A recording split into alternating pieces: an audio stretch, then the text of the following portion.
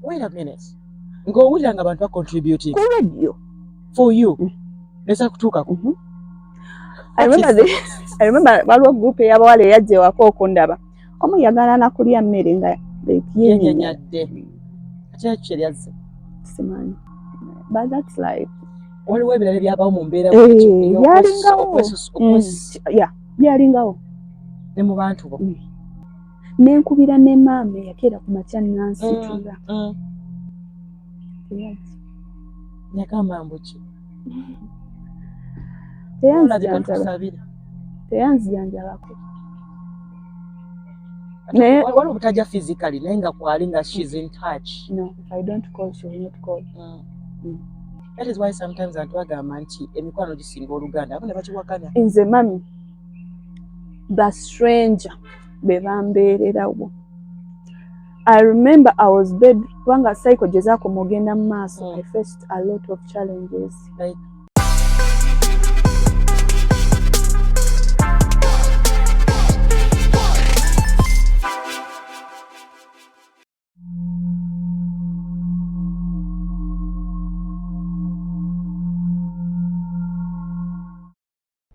hello, hi everyone. Thank you for joining in and thank you for sharing. Thank you for sharing with RKB and welcome to yet another edition of Share with RKB. I'm Ruth Karibala Bwanika and Gabulijo era mbebaza okuba kwemuli akyala banange ensula tibitambula bulungi yonna gye musize okubanga mulaba abazizayo abana ku masomero. Thank you so much mukama akibabalire naddala ba single mothers. Lwaki mbebaza bajaga lwaki labo bwebaziza abasajja bla bla bla but omukyala okubanga tajja kulaaja na kwetuulako kwe kuzinga mikono n'asalawo akole kyonna ekyetaagisa okulanga omwana amuzaayo ku ssomero mukyala gw'ensawo ekubireko mu ngalo kyokoze kyamaanyi nnyo nnyo. Thank you so much. Teri kyosobola kuwa mwana wo nga kusoma na ddiini ebintu ebibiri kubanga omwana alina eddiini waliwo ebintu bye yeewala okukola olw'okuba eddiini ebeemufuga n'ate n'okusoma kuna kye kumuyambako mu bulamu buno obwa bulijjo okubanga ate ebintu abiramu mu ngeri ey'enjawulo. Lekaawo okwekubagiza mukyala oba taata w'abaana omwana yamwegaana oba tamuweerera oba tamubala mukwano oyo omwana wo kyovola nze bagamba nnyo lw'ozaala omwana mukyala manya ozadde omwana wo muveemu ebyo bakyala zaalira musajja mwana w'omusajja omwana si wa musajja omwana waffe ola naffe abafumbo tukyeteekamu olw'ensonga nti batukyetaddeemu nti era ojja kutuuka ekiseera olemererwe singa bokera ku makya kale nga takukyaye naye mukama n'amujjulula oba ogenda kutandikirawo olw'okuba nti gwa settinga domind yo omwana wa musajja ojja kutandika okubanga wekubagiza ogwemu olusi n'amaanyi n'abaana bennyini bamalamu amaanyi n'okubakyawa kubanga oba weekyayi nga tomanyi kiddako naye lulwa omuzaala nga nti luluto olwoleeta mu nsi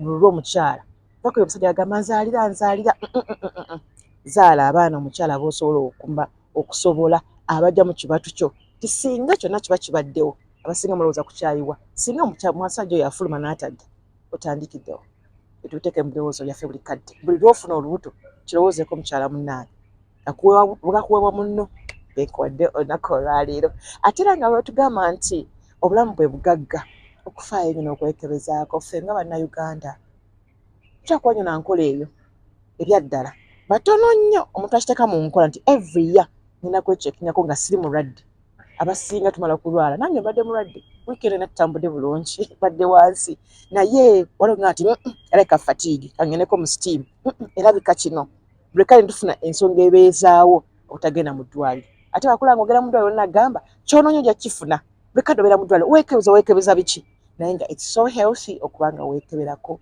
mu ngeri emu oba endala ate nga bagaana okugamba nti nemubeera onaaba mukyalo osobola okwekeberako mu bintu ebimu kubanga omubiri gusinga okutegeera nobeera nga ebintu ebimu osobola bitegeera nga bukyali ate olusi n'okufuna obujjanjabi. Olunaku olwaleero negataako k'omu ku mukyala k'obusingi sibe ndyogedde bulungi wendi naye olunaku olwaleero tugenda kutambulako kale mu lugendo lwabadde mubambe omukyala ono yafuna kansa ow'ebbeere alumanyifu abakyala kalemera kumwetuuma atawaanya nnyo abakyala naye ate nga asobola okuwona. Njagala okukuzaamu essuubi olunaku olwaleero ko obusinge ye agamba waliwo essuubi okusinziira kyeyali asuubira ne kaakati tube nga twogeramuko naye tunyumyemuko naye tumanye ate tutya naawe kennyini wosobola okweyambayamba mu ngeri emu oba endala nawatya wosobola okumanya nti ekirwadde kinamutta kikutandisa okuba nga ate kiyingirewo. Kobusinje, how are you doing? I'm okay. Happy New Year. Happy New Year to you. Kobusinje, Harriet. Baba twayo kadde kujja tunyumye ffenna. Webale naawe kumpa budde. Amiina. Buuza ku bannaffe abali ku RKB. Bannaffe abali ku RKB mbalamusiza nnyo amannya n'eddoboozi nze Kobusinje Harriet, a breast cancer survivor. Ekitiibwa kya Mukama. Akagambo survivor ka underlining akateke mu capital letters because si kyangu okweteeka kuno gambuli survivor. Yeah, it's not easy. It's not easy. Yeah, it's not. Yes. Are you a mother? Yeah. Oh, how many kids? One. Oh, how big? He's 10. He's only 10 months, years. Yes. Yaze ku ssomero. Bitambudde bitya byokuza ku ssomero. Hey, January yayase baba. February naye bwatyo atutwalaganya. Nebaza Mukama. Amiina. Azeeyo. Amiina. Muwala mulenzi. Mulenzi. Oh. Mama okuba n'omwana omulenzi. Gwe. Nze sex zombi nzirina. Naye abaana abalizi mbawuliddemu. They're only 2. Naye mbawuliddemu. I know. They're too expensive. Mukama agabirira. Agabirira. Ne kati gwe ngeri kyolala kufuna experience ya muwala. So katolaba nga abaana kyekimu because katolina mulenzi. Kati for me I can compare. Nenga tabawala baliwe bati abalenzi baliwe bati. But being tugulina kati mulenzi. Kati sex kajomanyi. Era gye mmanyi. Saa Mukama kutera mwaka wala nenga oludde omyaka 10. Mama omusajja mukulu ali kumpira kuwasa.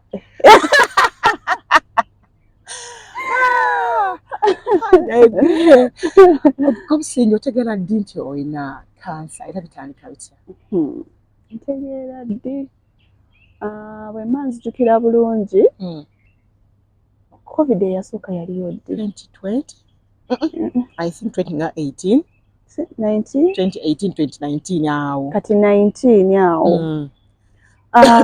Mba mpulira on my left breast akantu. Baweera nga bwe wasoose ogamba nti fe Abannayuganda tulina sooka okubeera nga you're bedridden n'olyoka okola ki? N'olyoka ogenda mu ddwaliro. I didn't give attention to it. Saakawa budde n'enkola ki? N'embeera awo mwaka gumu ne guyitako. Ogwokubiri awo mu COVID eyasookera ddala awo. I started falling sick. What? I'm always on and off in the hospital. Kati nganze ngamba. Every time when I go to the hospital, they check, they tell you have malaria. Or they treat you malaria. I became so thin. Nenga wano kubeera ng'oli sick, ng'oli amusujja. Ngera ne wengenda mu ddwaliro. Kati nganze ngamba. Teri nnuma, kantu just kazimbyemu. But I reached a time whereby nti awo mu first wave wa COVID awo. Nga ne bwe nkwatako obukwasi bw'enti. Nga mba mpulira ng'obulumi bunzita. Nga ne bwe mba nyambadde bra kati there's a salon I was by the kimaze ebbanga kyotandika okufuna obulumi obwo. Mwaka mulamba n'ekitundu. Wano wonna gino emisolo gyobadde ofuna the fevers. Ezo zamalanga period yenkana ki? Like a week. Nga kuli on and off. On and off. You spend 1 week in the hospital. Another week you're home, you're working. But like that, on and off. Today you're fine. Because until my boss was like, naye gwe ng'olwala nnyo oba otataganya bakasitoma ajja kujja ng'ayagala gwe toliiwo biki ebintu ebyo. Bakasitoma nga bakyabo? Nsiba enviiri. Oh, okay. Nsiba enviiri. Naye nga naturally toli mukyala mulwazi ne wabeera lubuto? Okay. Saalwalako by the way we nali olubuto lw'omwana wange saalwala. So the pain worsened. I reached an extent whereby then my boss was like, but I don't know even why you put on bras. You have small boobs. Maybe obulega bw'oyambala bukukwate bwe bukunyiga. N'ekimu obuddeko. First wave of COVID naggwako kati. When the pain olowoozaako nti COVID? Bakirowooza nako? Bankeberako nga siina. Kati banaye nalwala. Musujja? Nalwala. Simanyi omusaayi gukuweddemu bakutaddeko omusaayi. Simanyi biki. So not until one day my friend, she came home to visit. So when she came home, you know when you're a friend, you're free. Yes. Kati mba ngenda okunaaba neeyambula nangamba what's that? Nangamba ako kaluddewo naawe wakakalaba kamaze. Nangamba no, I'm serious. Nangamba ako akantu okalaba maze nakangenda kati myaka egyo. Nga kaliwa? Ku left. Nga kazimbe. Okay. Munda mu bbeere naye wano bwe wati. nangamba no natuza wansi nangamba la Harriet nyina mukwano gwange nemugamba cancer It can't be me. So she was like, sweetheart, I'm serious. Go and do a scan. Ngamba, summa sina sente.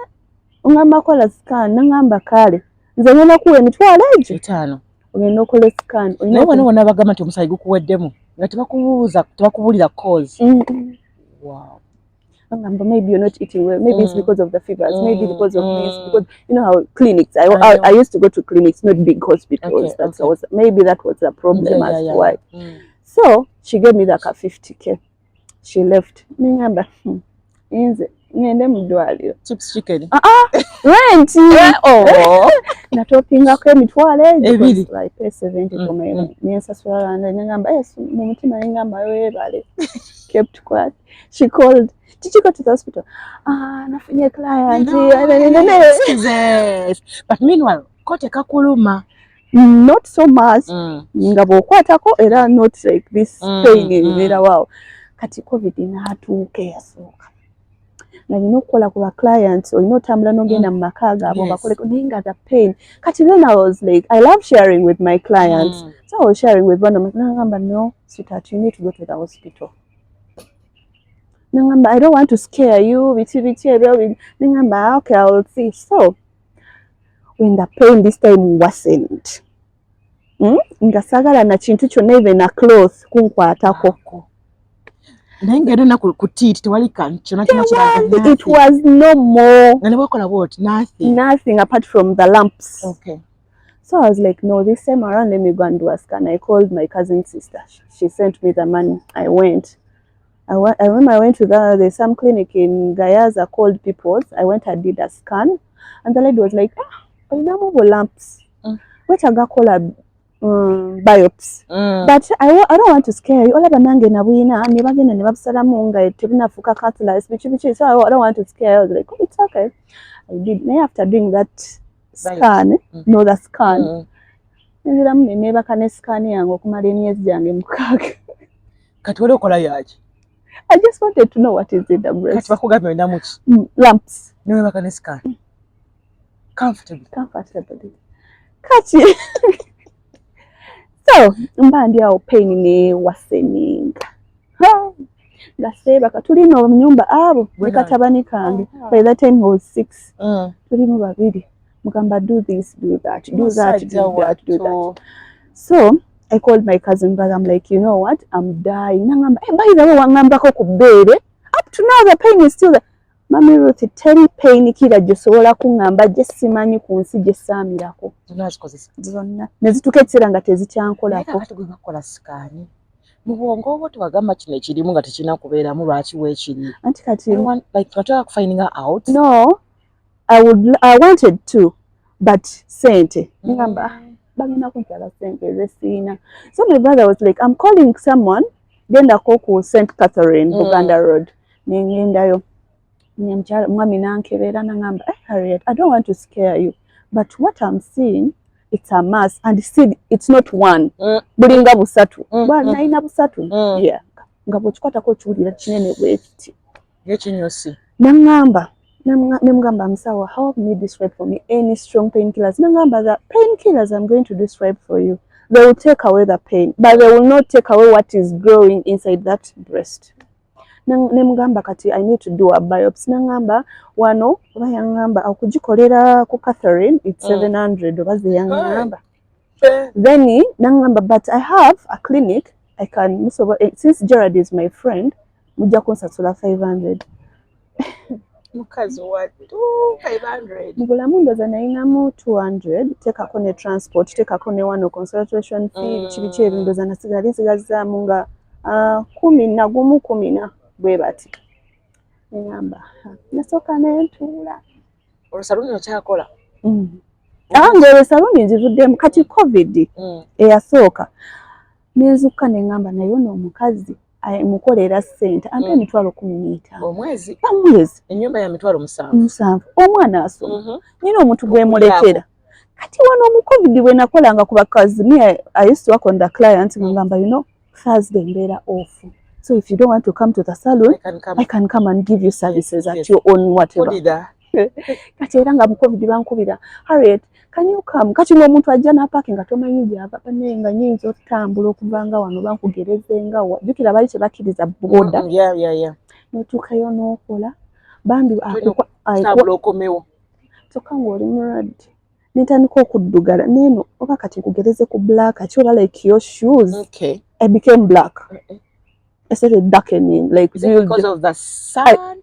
No, I had a sickness. I don't know, I can't tell, but I started darkening and my customers would be like, what's wrong? So I told my brother when to Zeyo wali kudwaliro. Nenga my brother nakanga 500,000 ezigenda kuvaawo. I told him, you know what, mampandikidde painkillers kanjira amira zino. Kati nenkubira my auntie, the mother to my cousin brother. Nenga asenga gwe nakula naye sakula na mami wange. Gwe nakula naye kati nakula manyi be bamama bange basenga bange. Nakula na mami. My mom yandekawo nga nyina emyaka 2 senga wange yankuza. So nemukubira kati nakubira abaana be nabagamba mwe oyo mwana wa muganda nge ekaika gwe nyina we mutamuseeko irerere kubanga bo kimanyi obulamu bwe bate kuli ku gwe. You don't put in it. Exactly. And I'm this kind of a person. Mayo mwabeera sikweraga olina ensonyi nsaba kati ngamba namugamba luli nti kino kino ate era nziremu mugambe nti kino mugambe ye takimanyi bakwekanye. I stopped. So it was my auntie yabateeka ku pressure. So my brother was like, hey, mama watukubidde essimu jangu I went to Mulago. Kati bo nga bamanyi it's just lamps nabo nga tekikisuubira. So when I reached Mulago nampa surgeon we yankwatako nangamba njagala nina test gyenjagala osooka onkolere nga sina kutwala mu theatre. Ne bantwala. I'm so green. Ndi bwogo. I'm so green about everything. Sina kyemanyi. Ningende Mulago. Nentuukayo ne bantwala oba yali munyo Mulago, I don't remember. Ne bantwala musawo nangamba test ya mitwalo 8. I had ziri 10 ezaali zasigala wali eri naye nazitereka. Nemuwaayo 8 nemubuuza nambuza test gye tugenda okola ogimanyi ne mugamba no, I have no idea. Kazi waito. Ntuukayo abatuuza Katanda bagamba jamuza Kalega. Every time I think about that pain or I talk about it, mba mpuliranga kiri mu kuhappeninga there and sawo nzikira yaleeta empiso eya bulijjo naye nga yo mpanvu kooko and he started doing this. What? Nangamba guma natuula nempulira nga njagala fuka nekusanyalaza nga bwotudde bwoti nakwata empiso nafumita ku bbeeri sebumuule nogenda nga bwoyinza okwagala ofumita ekintu kiri okiwulire osikeyo. Natuula nempulira nga njagala fuka nempulira nga nkankana nenkaaba nentuuka ekiseera nensigala nga mutunulidde bwenti nga sikyawulira peyina bula mutunulidde butunulizi bwenti. Yamala nangamba mutano kati okufumita yali afumita ki? Yali ajjayo ahiya samples nga afumita mu bbeere atuuke ku bulampusi buli eri. Wow. Nankola nemubuuza, am I getting my results today? Nangamba yes. Give me like an hour. Kama nanyamba it took like 40 minutes. Nangamba Harriet, results were nnungi. But me, I'm not in position to okuzikubuulira. Ziddiza omuntu yakoze eki yasabye results. Kati nenkubira brother wange. Cousin brother wange nemukubira Gerard nemugamba the results aye nangamba woya nengamba come and find me here. Mulago ku Muji nengenda nga Cancer Institute nengenda n'oyo surgeon ne babiraba kati bo I think when they read bakitegeera so ne batangamba ko nagamba we need to do a biopsy as soon as possible. So I remember we went to Fred Hatch netuukayo nga we needed to book because batugamba we tulina okubookinga nentuukayo ne batugamba list twagikoze dda biki oba twali tugenda mu gundi oba lwali lunaku lwaki I don't remember but it was a public holiday ne bagamba we are done with the list biki ebyo ne nga mukama gwamanyi kati obulumi naye nga pain gyendiko mukama ne bagamba biopsy ya 350 bana nambuzo inawa mekane ngamba kazi watu twasigaze ebiri ngamba I don't have kati tuba tukyali awo someone walks in a colleague of his nga basoma bonna ngamba Dr. Jill what are you doing ngamba she's my sister ngamba muteke ku list tugenda mukolako ate the good thing the beautiful party ajide mbudde obutuufu we are carrying out a research on women in like battling with breast cancer if she's okay with it okubeera part of our project mukwano ngamba part of our project na temugenda kunsa like I'm not paying anything just write my name see God they wrote my name wow and they told me since you flooked in gwe tugenda osooka by 7 sharp tukwagala mu theatre bampandise leero the following day they need me they wrote me like today then they gave me a day to do a scan because they needed a scan because I had my scan is nalina kolera eno naye nga bo baagala ezaabwe ezo Cancer Institute so ngena nkola scan sente ndala nkola scan kajikoli projects bakujako sente bano bo aba biopsy bali tebagenda kunsasuza but the scan I had to pay for it the scan in Cancer Institute is 20 so my brother gave me the 50k so I went and was like you do the scan get something to eat I went I booked because you have to book in advance since my brother knew people there he made some phone calls ne bankola kati when I reached there okola scan ne bampita nenyingira kati we bayingira omusawo yali akola ku scan ne waliyo aba intern nasoka nabagamba musoke mukoleko jukira nva kweri empiso gye banfumise fumita student nasoka nyiga ati ngampulira pain to mugambe oli simanyi bali mu kusomerako I know right I was like God I was like God so the actual doctor came in I will never forget that doctor. Every time I go at Cancer Institute, mutunulira bwenti nengamba kale gwe mukama akusonyiwe. What happened? So then himself came atandika okundira kati already epere lyali linnuma bantu banyize kati nga ingeri ja forcinga ogundi bwati yuke bakunywaho that liquid then I know nanyigamu bwati nga nesika nangamba kati wesika biki simaina chichi kulese msika you already have cancer. That was so rude. I cried. Nesi mulanze kama ziga gange. Musajja.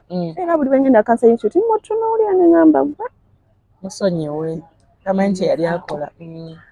Nenda results zange ne bazimpa ne bangamba omanyi. Oyina okeera. Then my auntie eyankuza ayina ennyumba yawe ekyebando. My brother was like toddayo egayaza. Sula wano nengamba mutima omwana mulekedde neighbor sina kyembalekedde I cannot mwana alina okusoma ate bali tetusoma it was COVID time awo so I had to board nengenda ewaka kumacha kati ewa board eyantwala yanzija Kalere nemugamba sebo mpe namba njagala ompikire by 6 ondeete nengamba ojja kumpa omutwalo kunze tewali buzibu nsajja nakanyamu kubira simu nga tajja kudwaliro bankubira he came at 6:30 nekyo katuvuganga abala nekijja ndi wogu sina mpelekera omwana omulekedde neighbor sina mpelekera I'm so green about everything. I mean tell your friends about it that I'm going for a biopsy. Yeah. No. I remember I told one friend of mine, she's called Vanessa, but she was busy. I told her I'll be. She was like, "Are you going to be fine?" I'm like, she was like, "I trust you, you're a strong woman." I was like, "Okay." Nengenda ntukayo nebantwala mu theatre wanokawuka we basanyalaza ne basala nga batunulidde basala they cut not a big cut it's a small so ne bagenda ku masses ezo ne bajjako the samples ze bali baagala then after that ne bagaminga ne baza ne bangamba we're going to give you a bed rest so ko umulemuko we give you some painkillers but some other tabs I came without breakfast. You're supposed to take this medicine. Kati, since I was there project, they pay 20k. Oh wow! For transport, Imagamba y'umutima. You're giving me a bed rest. Mutabani ali waka. Mulekedde neighbor.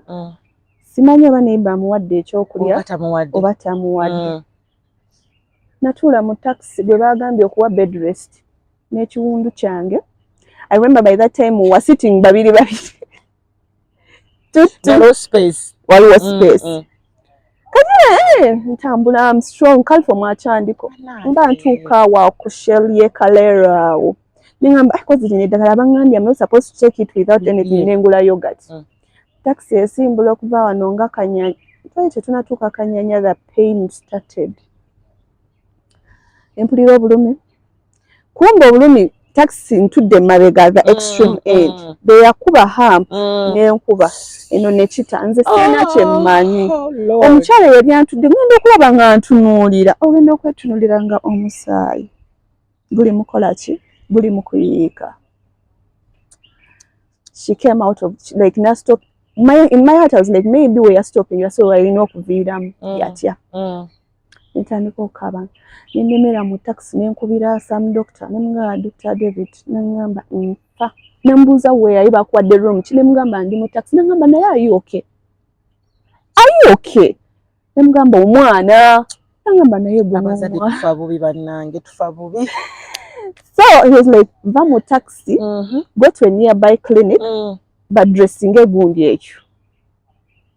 Nze n'emputu yange nalinya paka gaya.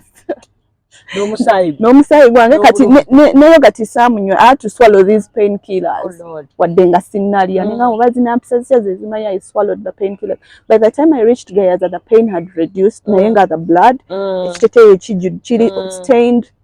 I got a border, I went Peku home, reaching there, my neighbors. Abadde kibamusaze? Bana ye mama Roni bamusaze kebere mama Roni. They came to magamba. Bana ye munyambe ekintu ekyo mundeetera omwana wange. Musajja mukutte bambi. So ne bamuleeta. The results are backward. You wait for them for 10 working days. And then I remember Kamaika boy is like bwali no odayo nayo nga tebali dressings. Nagenda nayo nga si dressings. I dressed it the following day. Kati nze when I swallowed the painkillers. The pain stopped. Koggu kiwedde. N'omusaayi bansumuludde badde bantinkule kiddemu buto. I'll go tomorrow. I went and my boy was like he came, hey, mommy, are you okay? Mommy, me I've been praying for it. It's not cancer. You know, the kakaba. Like we used to talk about it. Like mommy, so we waited for the results. Yeah, pain, But kati ekiwundu ekyo wabeeranga like kyakukola like okubanga wano waliwo ebbwa tekyakulemusanga emirimu egimu awaka ani yakuyambangako still the boy heavy things ayagadde neighbor najja nakuyambako naye nga my boy then I remember waliwo time we nalwala nga siina kyensobola kukola naye nga my boy anaaza nakuleetera bucket ku myaka 6. Where is the daddy? Long story. Okay.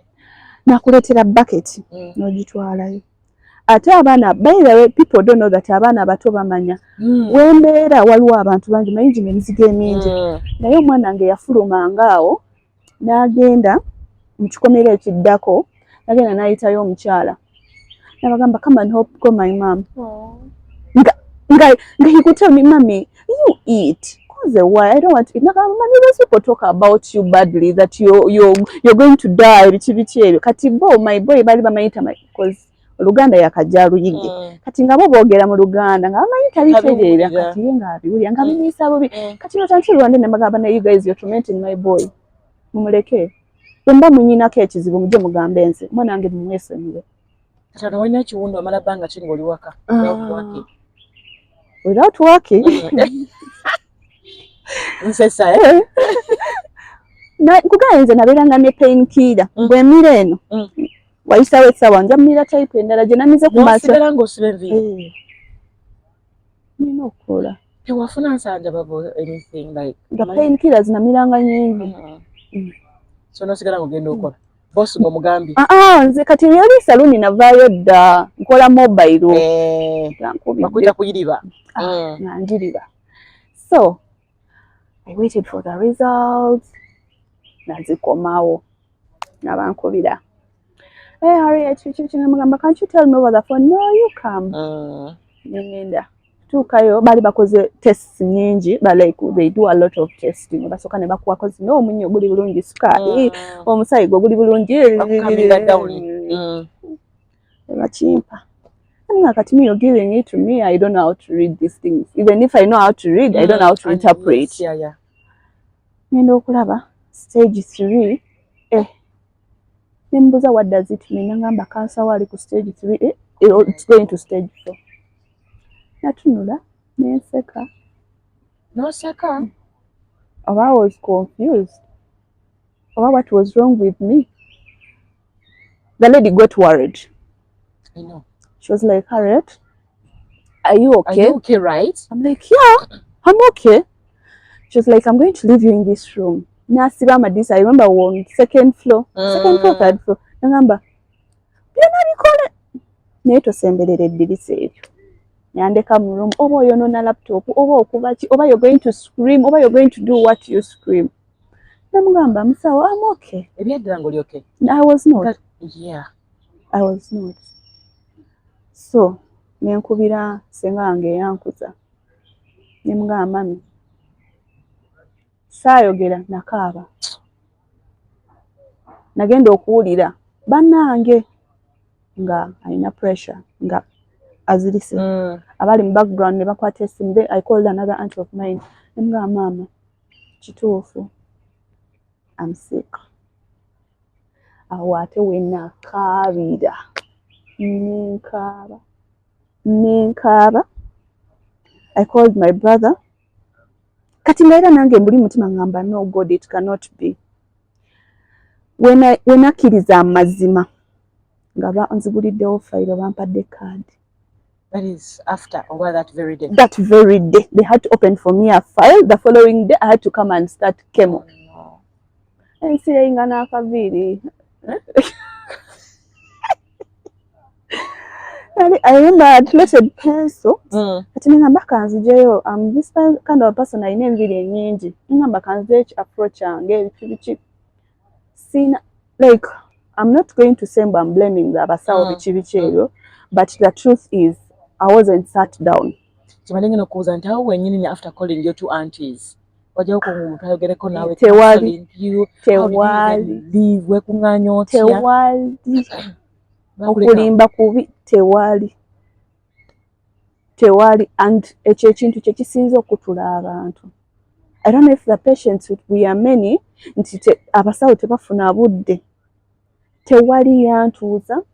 Tewali yangamba nti these are the side effects you're going to get and this is how it's going to be done. Like to prep you. No one. Unabulabi nolese file. Nalabulabi bagenze brother ngaze nkaabye bwe nalaba brother nge nenkaaba naye n'akaaba ne batugulirawo fayiro ne bampa kaadi. Nangamba go home, nengamba no, I have to go to Aaron. Nengende waka, nendaga Aaron. Nengamba my boy is called Aaron. Nenga Aaron, it's cancer, but I'm not going to die. Nakaba. Yeah, Aaron tasobola mulimba. Abimanya bikwatagana ne cancer. Nakaba, nengamba Mukama, what am I going to do now? Kati we nakubira anti wange nemugamba mama cancer. Nengamba sente zigenda vaawa.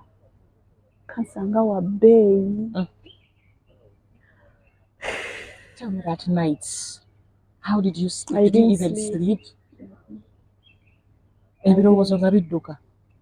Nandabira ddala mwana wange. Kale I wasn't even thinking about myself. Kyemandege n'okugamba. I was not. Obwe buzibu bw'abazadde. I was not. Olowooza ku mwana wo. Ngamba Mukama singa results zino ze bampadde teziba zange. So I had to sat myself down. Ngamba Harriet, talk to the inner Harriet in you. I reached a time nze omuntu simugamba nti nina kansa mugamba nina musujja nga kyeneerangiriraku. So you didn't even think about your mom? Like calling her? Nenga jali.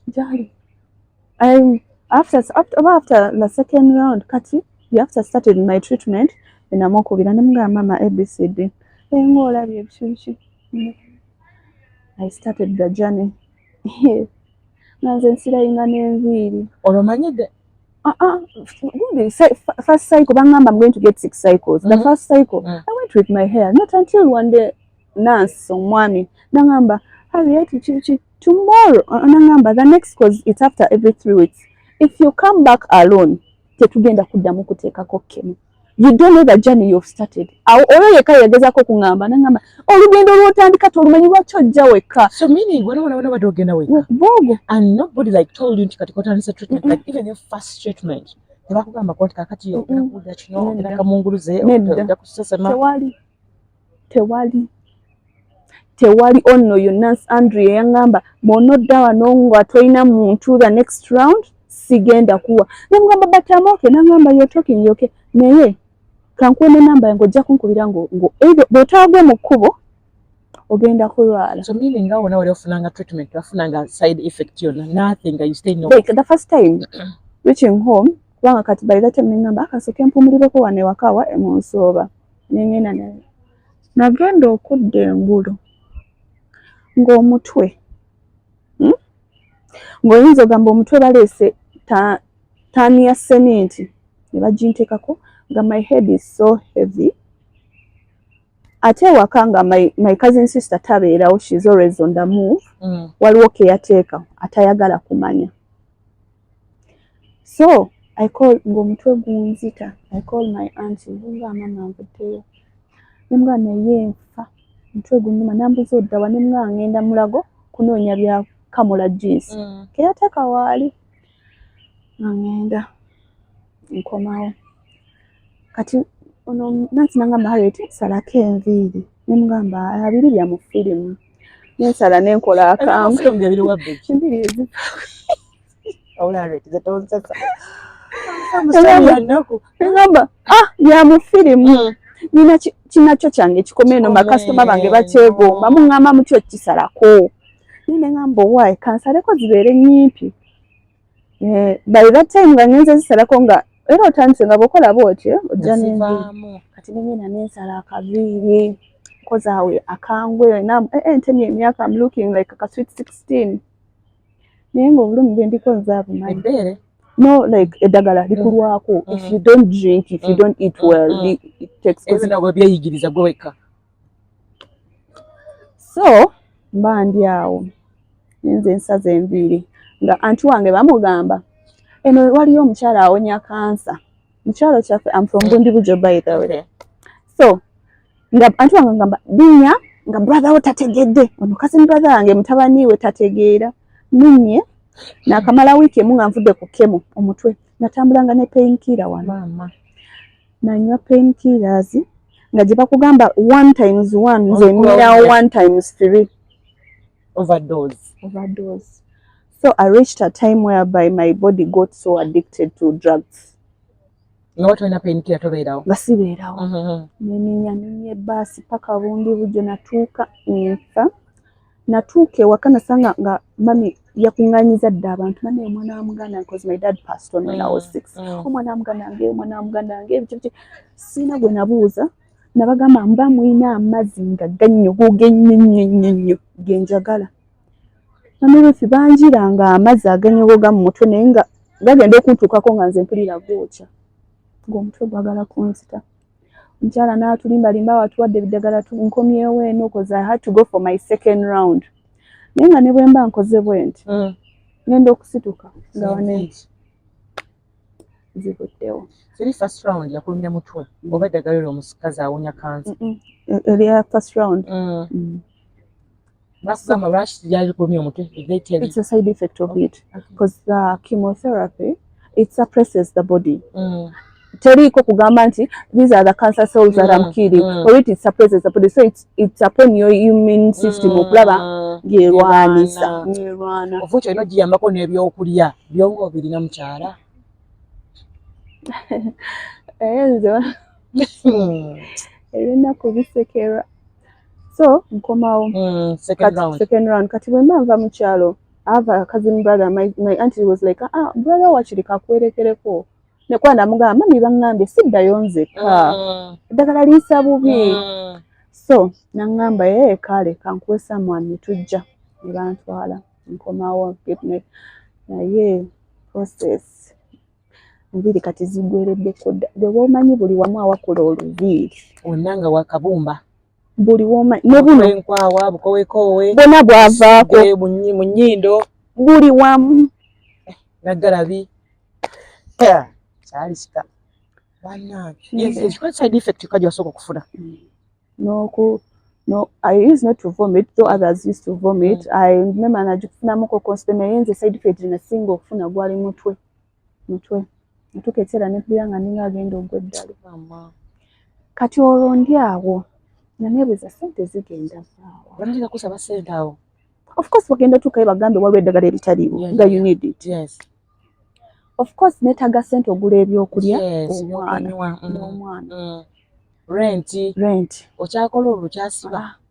Naye era mukwano nno nze nasibanga after 2 weeks nagenda nga nensiba nga kasoma agamba naye aliyeti oba kade ssente kankuweza bwerere nga mugamba no nze siri bwentyo kankusibe olubagambye ng'omwaso kanatya nagamba eyo skin wamunnyonnyola what natya bwe bityo mugamba bamuke kiti nga nkola nga teweekubagiza nga seekubagiza kyakikuyamba okubeera that way. My boy. My boy, that's what I can say. Nga yana byayogera oba gwe just look at him obula nga ali happy nakyo ebina going abeera nange n'oddamu ku maanyi n'okola biki. So one day I was like, there is a group yali ku Facebook bagiyitanga the Winning Queens. Dora Mwima former Miss Uganda yali yagicreatinga. Kati nga ndi mu eyo group ndaba abantu bateekayo stories zaabwe biki kati nze my main point was like because I used to see people nga I'm sorry I'm also in the same situation let me go just kati nga nteekayo ekifaananyi nga nze n'akawala enviiri ziweddeko nga ne wali nkyalina ekiviiri kyange ningamba but I know by the grace of God I'll be fine. Posted my story. Little did I know. Some lady called Peace comes in my inbox. Hi, how are you? Can I get your WhatsApp number? Our spirits kind of connected. I saw your story. Of course, people started coming. So sorry, where are you? So she tells me, mbandi awo ngenda okulaba nga posting the story yange ku WhatsApp status ye nga ataddeko any kind of kati then I remembered nezijukira nti waliwo abamu I don't want to go into detail nali nsaba nabo agamba tugenda mu sente and I could hear people calling it on the radio because I used to wake up in the sawa mwenda nensaba bwawulira nagamba nze mwerezayo bwesimu nagamba kati nono naye bagenda zimuwakole ki azirye nga bali bwe bakola ki bwe bazirya katonda y'amaanyi. After all I've been not been surviving on their money. Wait a minute. Ng'owulira nga abantu contributing ku radio for you nesa kutuukako so none yakutera ku status the same thing kati no like that kiri kyekyasooka kati of course ogamba kyekimu era kati ayagalirako ba followers smile kibiki ebyo nenkima amazzi kati then she was like I'm coming to see you, where do you stay? Nemugamba I stay in Manyangwa naye kibiki that day she didn't come. Then the following day nefuna client ningenda nemukolako nangamba I'm sorry biki but I'm coming on Saturday.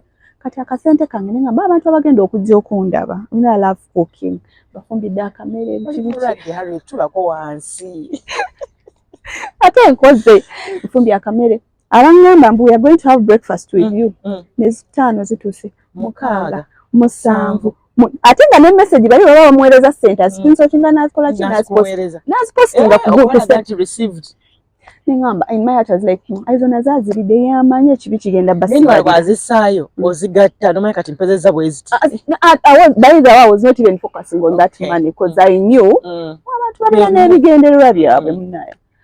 So nga ndi awo ngamba ngenda okukola samwe nangamba tutuuse Gayaza kati me when you're coming to my place nga you're new bongamba nti oli Gayaza of course ngamba everyone knows Gayaza but as long as you tell me ndi ku kipande kya St Juliana oyo mba manyi akoze eki aze nangamba tuli wano ku kipande kya Juliana ngamba lenka ngende ku kubo nyina kubo nembasanga ne bajja they came babiri ngenda okugulawo buutu alesa amatooke alesa uchi I was so happy. I became emotional. I started crying. She's called Peace.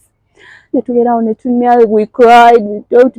Kati she was like, is it okay? By that time yali akyakola ku Salt ng'asomako amawulire. Nangamba, is it okay if I post your wound? Nemugamba, it is okay. I have no problem with it as long as kijja kola tewali buzibu. So nakola ki nga continuing opostinga. Kati abakwinga abamu nga balaba story nga bagamba less. Kati ng'abamu bajja kandi kubye nawe ekifaananyi siralala nkubona mulwadde wa cancer. I remember waliwo group ey'abawala eyajja ewaka okundaba. Omu yagala nakulya mmere nga yenyenyadde. Ate ekyo yazze. Simanyi. But that's life. Waliwo ebirala byabawo mu mbeera byalingawo ne mu bantu bo. Nze bwe nkugamba nti Aunt Ruth nti my siblings bajja ne banzijanjaba mu ddwaliro. But strangers. Muntu alabye story yange emukutteko, where are you? Cancer Institute oliwa kanzije nkulabe. Nenkubira ne maama yakeera ku makya nansitula. Nyagamba mbuki. Teyanzijanjabako. Waliwo butajja physically naye nga kwali nga she's in touch. No, if I don't call, she will not call. That is why sometimes abantu bagamba nti emikwano gisinga oluganda abo ne bakiwakanya. Nze mami the stranger be bambeererawo. I remember I was bed kubanga cycle gezaako mugenda mu maaso. I faced a lot of challenges like nti na becoming so weak nasobola tambula nga I was bedridden all the time. Omusayi gunzigoddemu nga waliwo empiso gye baba balina okukuba Katonda bw'aba akuyambye nga gyeri Cancer Institute nga bagikuba ku bwereere. Bwe bateriyo nga you have to buy empiso nga yaago mukwano nga tolina ofuna ezo. Bw'onkuba leero ngenda skipping enkya then the following day bankuba endala. Watogifunye.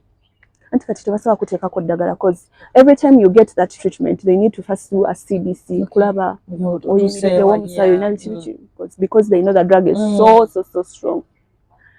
Kati nga buli lunaku bwe mpitamu ekyenyangamba naye I was forced nakubirako mama ne mubuuza mama wasiibye otya Jane naye gwanzaala osinzira kuki gwanzaala nagamba maama ngenda kufa naye tosobola nagamba nti kangende mu ddwaliro ndaba omwana wange ongamba nga bw'otalina ssente emitwalo 5 egikujja ebintu byo ne gikuleeta e Kampala.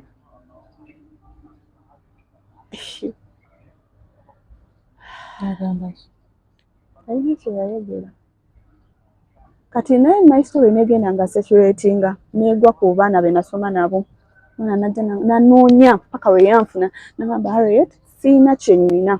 I've just gotten out of my marriage. Naye the best thing I can do for you mpo omwana. Maze emyaka twali tumaze like 7 or 5 years nga tetweraba. Mayiwe mala high school buli mwadda bibye. Simanyi na wadde yali atutte omwana wange nga simanyi gy'abeera abula namuwa omwana n'amutwala. Wamwesiga otya? I don't know. Nemuwa omwana n'amutwala. Wawa omwana oyo nga twagala mwana alabe pain gy'oyitamu. Nali mu bulumi bwali bwa. Naye tejjuka yakuwanga essuubi. Yampanga essuubi naye yatuukanga ekiseera nga ndaba ndi mu kumutokyaringa ng'akaaba. Nga bwakulaba ovanga ku kintu okubeera nti oli muzadde okitegeera omwana wo omuto omweyambulira akunaaza ate omulenzi. So nentuuka neŋŋamba kale mutwale n'amutwala. Bwe yamutwala life started moving on. Naye nga I remember there is a time we bampa ekitanda nagendayo ngenze for my fourth round ne baŋŋamba no Harriet tesobola kuteekako omusaayi olina mutono olina okwekubya eyo empiso oba si ekyo kuteekako ki omusaayi. Kati neŋŋamba kati nze omusaayi ngenda kola ntya ne baŋŋamba emulago teri musaayi nga baŋŋamba teri musaayi nga mpostinga nga mbagamba bannaaye teri musaayi. So these friends be nali nfunye in the mweyo winning queens. Where are you? We are going to come and give you blood. Where are you? Me, I'm here. Then there's a lady. Simu meeting angako simu manye. We lost even contact by the way. Young number, I'm sending you 200. Bwe kiba kyetaagisa kubribinga musawo ofune omusaayi. Ziweeyo ofune omusaayi. I lost my husband. Nangamba mpa n'ennamba ya landlord wo. Nsobole okubeera nga nsigala nga nkusasulira ennyumba. Omwana aliwa nga mbuuza kimu omwana. Mwana aliwa nga mukyala simu meeting angako. Na losing contacts ze simumanyi. Like okulimba kubi obutasiima bubi naye abantu banyimirirawo nnyo. That is all God. Okuteeka abantu beweetaaga mu ki? Mu space yo. Banyimirirawo nnyo. Nzijukira bwe bampa ekitanda nali ngenze funa my 4th round ne bangamba they cannot, I need to be bedridden, neetaaga omusaayi. Ne bampa ekitanda ne batuuka n'omusujja nga mweguli bantaddeko awo amacupa biki ebyo. Kati nno okufuna wooteeka akafaliso ku Cancer Institute ebyo ebiseera bya COVID second wave. I remember my kafaliso was here, trash bin ng'eri wano ebateeka empiso biki biri awo naye nze kasana funa wenteeka kyagala kumanya nga nasemba okulaba ku mulambo gwali gwa tatange nga nyina emyaka 6 nga sirabangako. My first time seeing abayisawo mulambo natya, but I reached a time getting used nga bakuyisawo nobuuza kati oba wali aliwa aliwo I got used. Mu ward wamalayo banga ki? Namalayo omwaka wakwadde ekitanda nga ndi on and off. Okay. Nina okuddamu ogenda eri wange mu mwaka kati nabeera nga wano anti wange Mulago Nsobaawo nga leero bakusiibudde bamuddusiza ali bubi. Leero ali bw'ati anti balina siga. Leero ali bw'ati ng'ekintu kyensinga okunywa juice. Ate nga ne juice nabasawo nga bangamba it's not good kinywawo kiri ekitafe ererere. Kati ndi mu ddwaliro nkaaba ennaku yange nga nze bw'oba tonsanze nga ntudde you can think I'm a man. Ng'empiri tekuli ng'era bagamba musebo nga bagamba oyo omukyala ng'otunuulira abantu abali mu bulumi. Nasooka nga nenkwata pain eyange nenjiteeka ebbali. I remember there was a lady yalina cervical nga ffenna batutadde omwo basajja abakazi katogo kuli awo oba olina ensonyi nga n'ensonyi nazinaaba nenzuka eri nga kasitamba nga asobola okwekulula. Nengenda ku baketi yange nenfuka. Omujjanjabi bw'aba annyambye yajja otwalayo. Mu woodi omwo buli omu aba ne kabaketi ke kapotike. Anti bw'oba tosobola kutambula agenda wala gakyoosa. If you cannot move, like I wasn't able to move. So nga bwe mba nfunye ate kati nga Mukama Katonda ono works in a mysterious way. Ebbanga lye namalanga mu ddwaliro nga bampadde ekitanda oba maze weeks 2 nga nfukafuuse nga sigenda mangi ng'ekyo kye kinnyamba. Bakyalinga kinnyamba oba kyali nakyo nga kirungi because you have to. Bakyakuyamba ng'inawe kwati olina nga mujjanjabi. So bampadde njukira ne bampa ekitanda namala ennaku ezo sitawaaza sinaaba siina naaza. I remember there is a lady called Pase from the Winning Queens yali azze kundaba ndowooza bwe yambikula n'awulira n'angamba kankunaazi natya lwaki otya okulaba nkunaaza. Jukira omaze ennaku 4 olisula mu nnika oli mu trouser. Kati not until one of my cousin sister yajja nankwatako ne bantwala ne bannaaza. Bana nawulira ng'obulamu bukomyewo okufuna kazzaako ku mubiri. Nawulira ng'obulamu bukomyewo nempulira emirembe. Olw'ebbeere terinawaako kiribadde n'ekiwundu kyawona kiri kye baasalawo kiri nga kiri waazibikira just ndi ku kimo wange bulumi bwange. So waliwo we neerabidde waliwo emabegako pain we natabuka nga ndi waka ne Aaron. Nali ngenze nakusiba nenga mpulira bubi naye ng'ate ne ssente nzaagala. Nengenda nali nkyasiba omukazi out of nowhere nasasita mayero ng'akaawa. Omukyala yaŋŋamba ndeka kwata ssente ndeka ogende. Nkoma waka bwe nadda ewaka nawulira nga nnyinyogoga. I started getting cold, but in the body, I was burning up in my tummy. Burning up, like the heat. Nga mpulira njagala nnyo amazzi nga ganyigoga nga njagala omuntu anjira amazzi nga gatokota the whole body. Yes. Omanyi ice. So Aaron went and called the lady najja kazi ngamba oba olina amazzi mu flaska njagala onjire ku luti nangamba gagenda kwokya namugamba nyinyoboga nnyo sina kyempulira mukazi yatya nangamba onyogoga nangamba mama Aaron I'm calling a border bakutwala mu ddwaliro mwana mundekere mpe namba ya kitaawe ngenda mukubira ajja kima omwana bantwala bansiyeko bwe bati naye ngamba omwana kitaawe mukime ngamba regardless remove bana akatuuke waka bantwalirawo ku Kitante Medical Center nga nfa nga nkanya bagamba bane I want water I'm like I'm burning inside bagamba mukwano tetugenda kuwa amazzi batatu bonywa amazzi ng'okutuka naye nga nze nali neewulira era nsijanjabaawo biki tukuddayo eri omuwala era we bali tebanakukebera mu like banyonnyola we bampaako awo first aid treatment bagamba ono mumuzeeyo Cancer Institute lejjo musobola so they took me back to the Cancer Institute ne bampa ekitanda embeera eyo naye natuuka ng'ekiseera nga pain yange nkikwata n'enfuna wendisiba ng'omuwala omulaba nze kyeneebaza Mukama nti my breast never got wounds naye ng'olaba owasabiko katoyo omukyala yalina abaana be babiri nga be bamujjanjaba nga Mami Ruth nga bwebanga tebalese kawunga ka Cancer Institute nga tebafuna kyakulya nga nze sirya nga nkwata emmere yange nga ngimuwa kati mukusooka nali simanyi nti oba baagala mmere nga simanyi kati lumu nga baleeta emmere baleeta muwogo naye nagamba asaagala kambisuule yangamba muwala tosunda olwedde nga nsudde mu trash yabikyayo mukyala n'atandika okulya okuva olwo nga bwe baleeta emmere ngikwata n'engimuwa nga abantu abamu tebafa na bulwadde njala nakeya like omuntu aba alabira ddala nga ogenda kufa it's the end of everything so olwakolawo ku test balabe kansa atuuseewo akyali awo ku stage 3 okyali ku kemo bagira akamaaso kagenda kakendeera biki ebyo so bandi awo my 5th round nenjifuna on my 5th round ate era nembeera bubi nnyo to the extent I remember it was May my birthday. Some friends, some ladies came to see me from the Winning Queen. Then the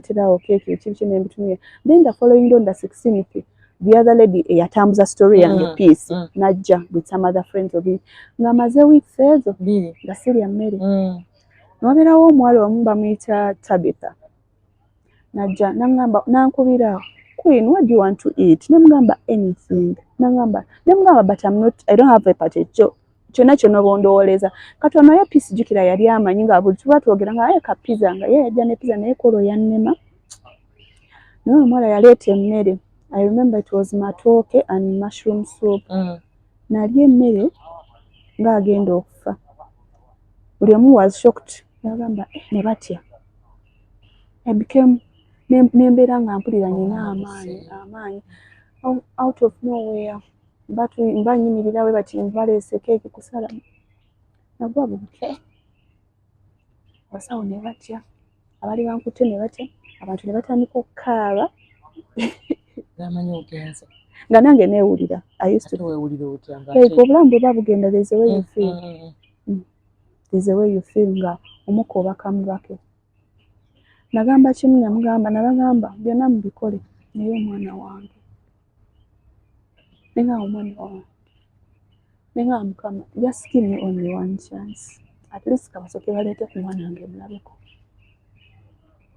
naye nga buli bwemba ndi mu bulumi nga ngamba naye kiki kye nakola maama wange kyatasobola kujja najja nanzijjanjaba awo wonna taddangamu kujja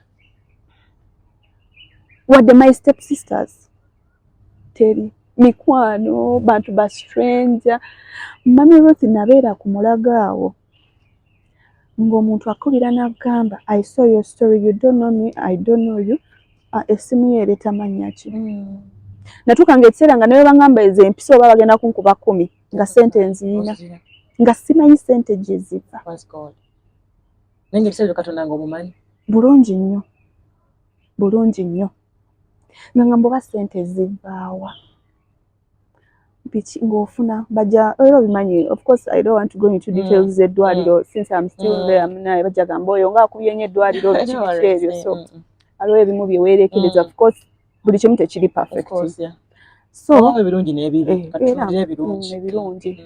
So ndi awo ngenze ku 6th round yange era I'm still weak, bakwatirira mukwatirire bakola ki olabira da I reached a time ningamba oba nette Aaron naye nga era me I always tell people era mbabuulire nze okuwona kwange it is because of that boy and God, kubanga nze n'omwana wange oli wamu ate munange obeere naani bambi nga yayinza okuba essimu nagamba mami I prayed for you yesterday, mami are you okay, mami make sure you eat, mami you know I love you, mami I know you're strong. Naye nga otunira omuntu agamba ebigambo erina oli mukwano gwange ebigambo ebyandivudde mu maama najja n'akubeererawo naye nga teyaliiwo munju olimu wekka ndi mu ddwaliro. Natuuka ekyera nenga bano abakazi bajja gamba banaye ono ng'atufuukidde eki, naye bambi they never gave up on me. They kept on visiting me, calling me, praying for me, telling me you're going to be fine. Oza mama kiki ekyamutuusa kweyo embeera? Simanyi saakula na mama wange. Me, a story I know, my mom left me when I was 2 years. Kati sina love ya mama. Nkuze ne side y'abasenga. Lwaki oyinza okulaba nga maama asobola okuba nga kaseera akutasobola? Ate tulesawo abaana biba bingi. Naye ate ekyasinga okunkutula mbeera maze ne operation oba nali nga I'm done with the operation. Was I done with the operation? I don't remember what exactly. Nga bamukubira nga bamugamba nti anko wange muganda we mulwadde bagenda mulongosa Anya. Anko wange alina abaana abakulu, alina omukazi. Mami wange yateeka ba step brother wange ku pressure bamufunire transport. N'alinnya nava ebundi bujo. N'ayitawo awo agenda ejjinja yamalayo omwezi ogwo.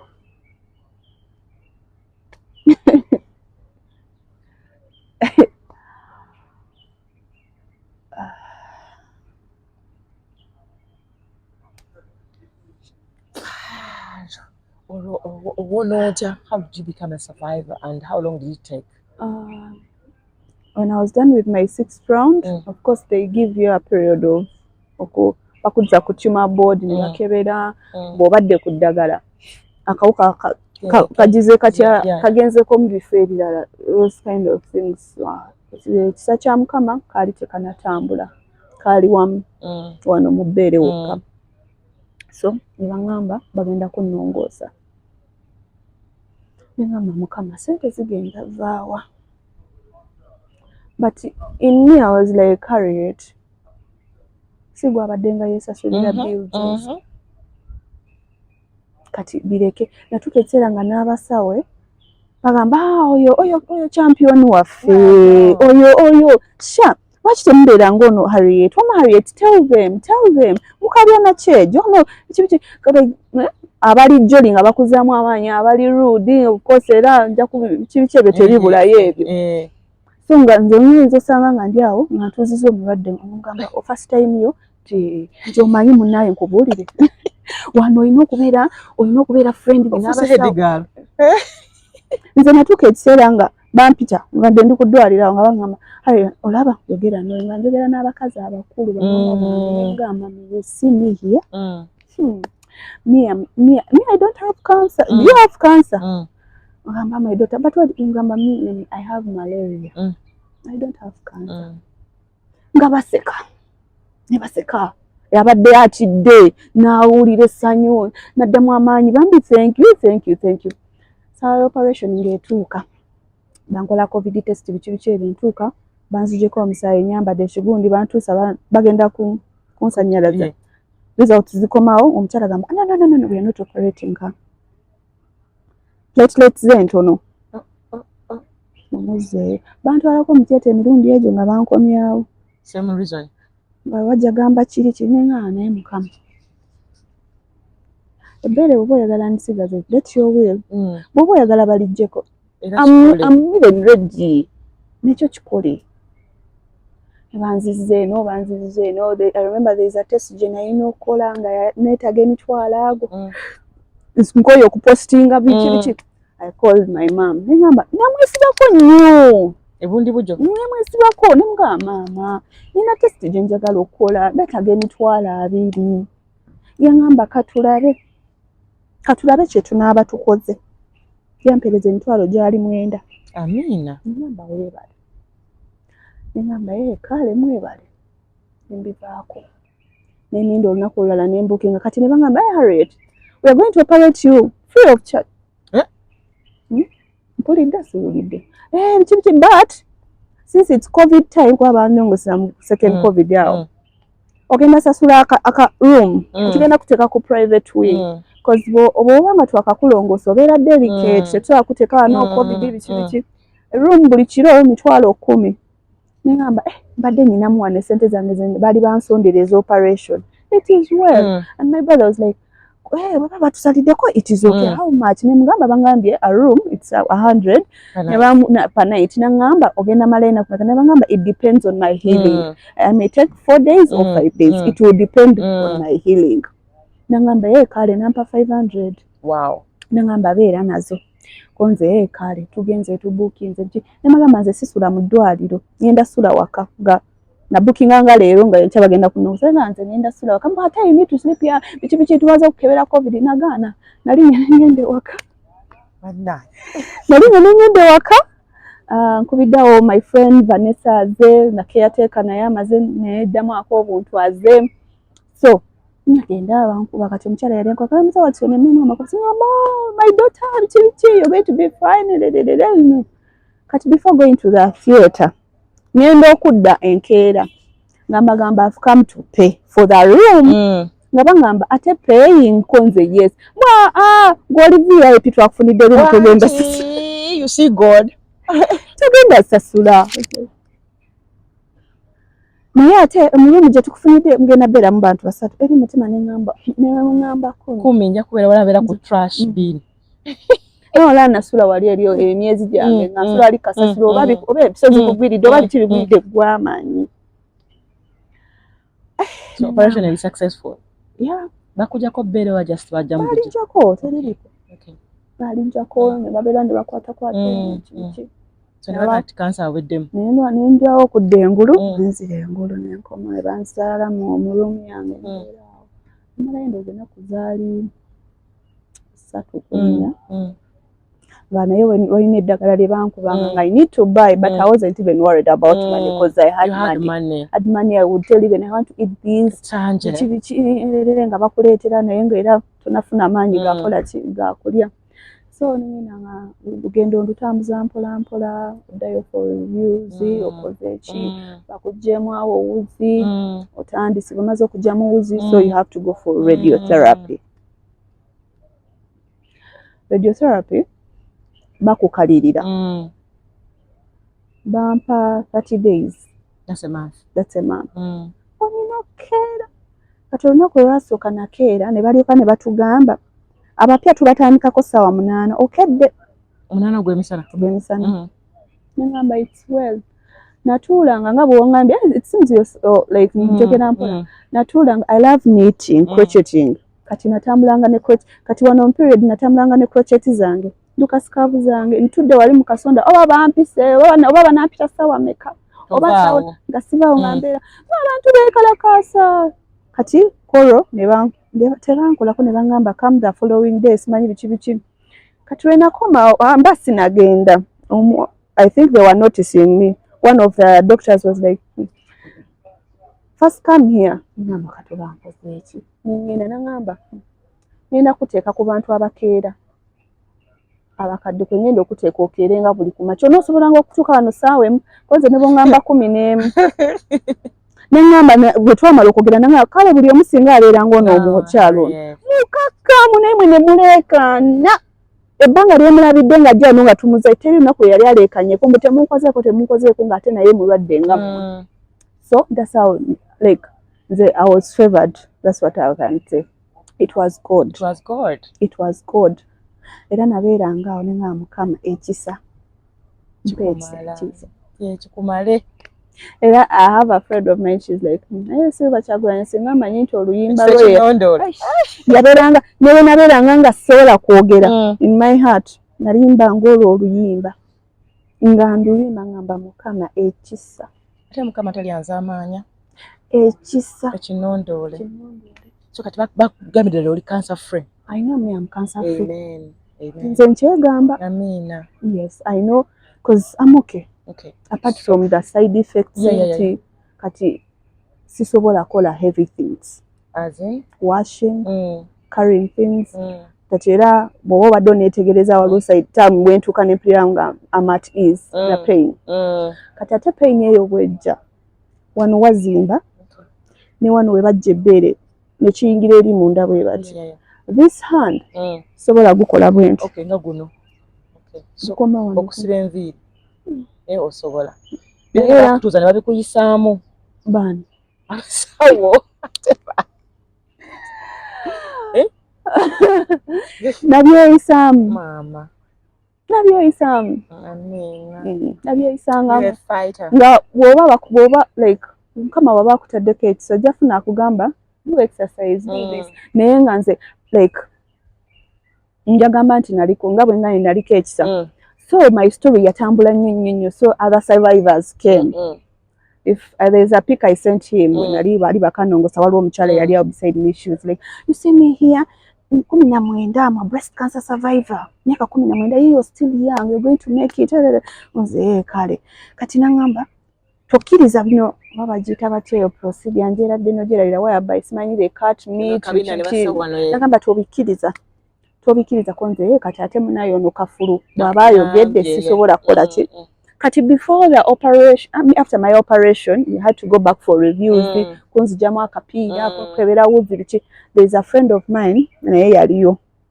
Bwe yagenda ku tumor board, kubanga tumor board yesalawo kulaba kawuka kacha kali kafa oba so ne balaba baba kuzaako kati ono yajja ajjanjaba ebbeere eryo.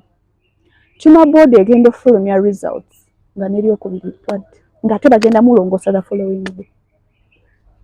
Nali ntudde n'avaayo ne mugamba Remy, you first come.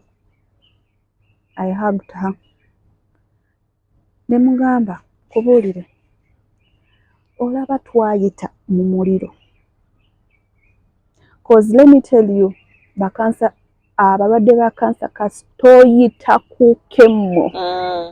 Oh God. Fukamira okola bwoti. Chemo is hell on earth. Era olaba abantu bati abamalayo chemo akutula. Nze nali wa black nga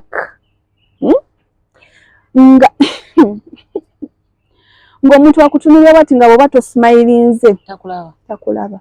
So kati bwe mani n'omuntu kati kangamba abajjanjabi biki twali tuyambako ku bantu bana abayina abajjanjabi like love kyenyinza okugamba love ate bw'oba obadde omwagala 100 bibeere 2 sina 2 100. Amina. 100 and support not financially. Wakati nze olaba kimu 2 I never wanted my mom's money, but she wanted her to support you emotionally. Omanyi wali obaddeko awo ng'olina ekintu ekikunyiga ng'oyagala okigambe maama wo nga tolina w'omulabira. Stranger n'akukwata n'akutwala mu kiyigo n'akunaaza omwana wo n'omulaga obwereere naye nga maama wo gy'ali. Mwalagadde gavumenti eyamba etya agakwa patients? Kuba patients me I would kyenjagala as like I've always told myself, because there's an outreach I tried doing an outreach nengendako muwodi y'abaana kuwaayo like with my friend Tabitha. So yeye yakikontrolinga maaso naye the first time I went there I was traumatized kubanga sinaba kuhealinga every time I go there, era ne bwe mba ngenda, I was supposed to have my reviews today, but I was like, kasita nkyalinawo eddagala, but otuuka mu ward n'otunuulira abaana abato obadde otamanyanga nti bw'abakulu. I cried naye ne neegumya because I needed to talk to the parents. I needed to tell them it's not the end of everything. Just have faith. Byagoba Mukama Katonda omutima gwo kye guyaayaanira. If you're yearning for a miracle, God is going to give it to you. If you're yearning to be healed, and stop saying, of course I'm sick, no. Or what devils are room to trash you. You're sick, yes. But nze negambanga ne nga Katonda woba osobola okukwata amagumba n'ogateekako fresh. Kyakiyinza okukulema. Ne nga Katonda wangi wompisiza. I will live to tell the goodness of God. So, like, what I want is the government, olaba kankubulire Madam Ruth, omuntu ayise mweyo embeera, ye muntu omutuufu gwe bandigambye, come and talk to these people. Because the truth is, tetufuna counseling. No. Kwebeereramu mubeera kati jjukira beera desk mutudde ofuna ddagala oli kugundira akumeka munayo nolaba gezesaako okunjaga munayo nolaba kola bwoti emmere like nze amagezi ge nasinganga okozesa nagajjanga ku balwadde bannange amalungi n'amabi ku balwadde banno nga teri musawo agenda kujja kugamba nti musawo oliweddemu eyo teekawo kanula teekawo mukono teekawo kanula yenda wali teri agenda kubuuza banaewalidde bajja kugamba oli muntu mukulu, you know what to do. Kati bwolina obusembayo Harriet eri abazadde abalina abaana abo n'abo bennyini naffe abakyala ekyenyinza okugamba the first and foremost tulina okwekebeza. And we shouldn't be taking sickness for granted. Because me, I have a feeling. Singa na reacting oli mukwano gwange we yampera the other ka 50k. Sandi tuuse wano. Sandi tuuse mwe situation generally. Nekirala nti omuntu bw'akeera ku makya ne bagamba nti olina cancer. It's not the end of everything. It's not. Nze bwe mba sikugambye nti nina ebbeere limu. You can't tell.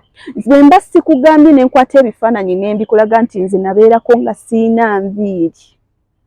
Tosobola. And another thing, people should stop judging us. Because kati nze ng'omukyala, omuntu of course, weetaaga omuntu mu bulamu bwo. Bw'ogezaako, I've tried opening up. I don't want someone to come into my life because you're feeling sorry for me.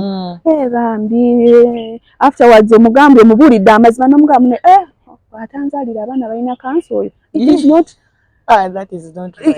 Yeah. Kugambye. Babyogera. Okay. Like people. So, like, we are also human beings. Tuli bantu. Ate kankubulire teri muntu applyingira bulwadde. Teri. Nti nkere ku makya mpandikire Katonda. Togenda ku makya n'osanga omuntu n'omusekerera. Nze nalabanga abantu Cancer Institute nga pain eyange ngikwata ne ngiteeka ebbali. N'otunuulira omuntu ng'olaba. Gw'obadde onyumya naye nga bwe tuli mu kunyumya. Neweebaka ogenda okuzuuka essaawa emu ng'obuuza ogamba oba baamutadde erimu n'agamba yafudde. Era nze I used to ask my God, who am I? You know? Nze ani? I express you here. Oh, you know? Ate n'ekirala, like, one thing tweyise bulungi. There's a lady who told me, Harriet Konze wangi, do you know why buli kimu kya happeninga mu butuufu bwakyo? Oyina omutima omugabi. Madamu Ruth nze olaba ne bw'otuuka ne wembeera buli omu agamba maama Aaron sha oyo omukyala ne bwe mba nfumbye ekikopo kimu sisobola kulaba wali omwana waawe neighbor wange ng'abonaabona. Kati I know it is all the little things I used to do for people. Oli n'akugamba Mukama akuddizeewo, Mukama akuwa omukisa era bannaye Katonda yanviirayo. Amina, notaba nange n'abantu. Katonda yanviirayo nze nalaba ekisa kya Katonda n'omukono gwa Katonda nze nakutukako emagombe n'enzaayo. Amiina. Baga nti olaba Katonda ng'atambuza ebigere. Bulungi nnyo nze namulaba. Do you think you're going to date again? Katonda if doors are opened, I want to have more kids. I really want to, but nag. Ntojja muga Katonda amulete nga muzibye amaaso ngala amabeere aga. Leave alone that. But ojja mugamba munaye nzisooza. Munaye nze sikola heavy work. Munaye no sikola bwe bati. Ate kati I've tried looking for jobs. N'ogenda omuntu n'omugamba naye nonkubuulire n'omunnyonnyola nagamba oyo kati naye yeekwasa. Kubanga kati nkubuulire ogenda kumpa emitwalo 2 omwezi. Naye pain eno bwesituka. Ate engeri gye namala nti namala n'emyezi nga sitambula nalwala amagulu gye nkoma okubeera nga nnyimiridde. Omuntu eyasibanga abantu 4 olunaku bwe mba nyinako omuntu anyambako nsobola osiba abantu abo. Naye ekiro nze amanyi obulumi ojja kwagala ompa akasente katono naye eddagala lyenkozesa lya bbeeyi. Singa omuntu ayagala to reach out akufuna ati? My numbers, my social handles on TikTok I use Heartscope, Facebook era nkozesa Heartscope, Instagram nkozesa Heartscope, but my numbers, my MTN is 0781 29 50 43. Ereta Kobusinje Harriet. Then my Airtel is 0700 90 54 84. Ereta Agaba Gerard. Okay. So n'ekirala abantu kyenyize singa bagamba nti like this goes to the doctors. Tobogolera mulwadde oyo kubanga obeera tomanyi yasuza atya yalidde. Madamu Ruthi waliwo oyo omukyala gwe nawanga emmere oyo, she died nga nkyaliyo. Naye nzijukira ennaku lwe bansiibula nga nvuddeyo yaŋŋamba mwana wange ondese nfe. Emugamba mami kiki kyotegeeza gwe abadde ampa emmere nga tebangamba abo ku Cancer Institute nti abamu baba tebalina suppose kusigalayo naye olw'okuba nti baba tebaagala kugenda oluusi baba bavudde wala ne basaba bakampinga awo kubanga kati abeera buvunanyizibwa bwa ddwaliro. Nedda ono yali bono bali bamuwadde ekitanda okitegeera bamuwadde ekitanda. Nze I remember there is a scenario mukyala baamuleeta ekiro ne bagaana omukwatako nga bagamba tebalaba fayiro ye. Aye nawo tebanenya because kati baba bagenda kukwata first aid. Mulina computers teekamu erinnya Kobusinje Harriet fayiro ejja kujja ne bw'oba togenze eri mu records. Madamu Ruth bagenda okeera enkya ku makya ng'omukazi afudde n'owulira kale singa twasose mujjanjaba kale afudde tetumukutteeko. I didn't want to go into details. Era tuveeyo ngenda banoonya akaba Cancer Institute nabo batuwe side yaabwe tuwulira n'ogamba because there is a time I was Dr. Omi yaŋŋamba Harriet oyagala kola interview konze he's a friend obako n'okatemamu naŋŋamba as long as you know you're still a patient toyogera ebbiri we walaba wano era katugende bugenzi tuve wano kubanga nja kutandika obikusaba wanange mwebale kubanga okwebuli era nsira nti temulina kye muyizeeko olunaku olwaleero mu program eya Harriet. Tukusaba buwanguzi tubaza Mukama Katonda obulamu bwo ate akusiga total healing in the name of Jesus Christ.